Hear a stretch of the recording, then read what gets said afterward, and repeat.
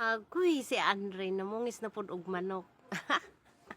Ang among sudan karon, yung ulam namin sa tanghaliang ito ay yung chicken na malalaki. Ang tawag sa manok na ito, ano ba yung tawag nun? Broad Island ba yun? Basta, manok nga dako. Di ko kailag unsay pangan, kadako sa paa o tignan nyo. Tapos, ito yung tanghalian namin na lulutuin na naman ni Andre. Alam nyo po ba kung saan galing yung manok na yan?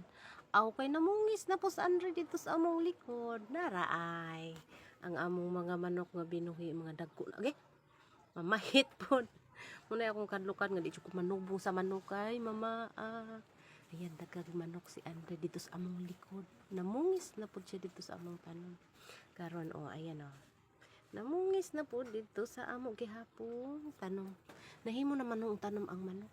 Ayan, daghan kay kog sibuyas. Tapos ayan, nanguha na pud siya pichay kana nga pichay mga tinanom gihapon na namo dito sa among likod. Maayo gyud nga mananom. Tapos ang tangad ang mga ingredients tanan sa iyang tinula nga manok diri ra gikuha sa among likod. Nalabong kayong akong agbati o pagali ko na maka-harvest kay na busy pa. Tapos may mga taong pud mi dinha sa among likod. Mamungis ra lagi mi ug mag-utan mi. Tapos nang mga puti na mong manok amo ra unya ng pungison inig harvest kay anam-anam mo na namong sudan. Tapos agoy ning hapit pa ko kadali sa akong karamnon nga daghang buwa kay ang init naglagitong. Basta tag-init daghan jud nagbuwak ang akong mga tanom. Darang iyang pinungis nga sibuyas isagolan ni karon sa tinula nga manok o kapayas. Ayan.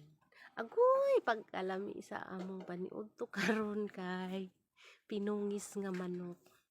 Tambok ay naglatab ang sabaw. Ayan. Sa inyong tanan, thank you sa nagwatch and please follow my vlog. Ako si Bilin. Tapos mga na taog tanghalian, kung ganahan mo mukaon, paki-share na lang. Tsaka paki-like. Ayan. At alam nyo po ba, si Andre, nagluto, nilagyan ng kutsara yung nilaga para daw mabilis maluto. Ayan, thank you for watching and God bless sa ating lahat. Bye-bye!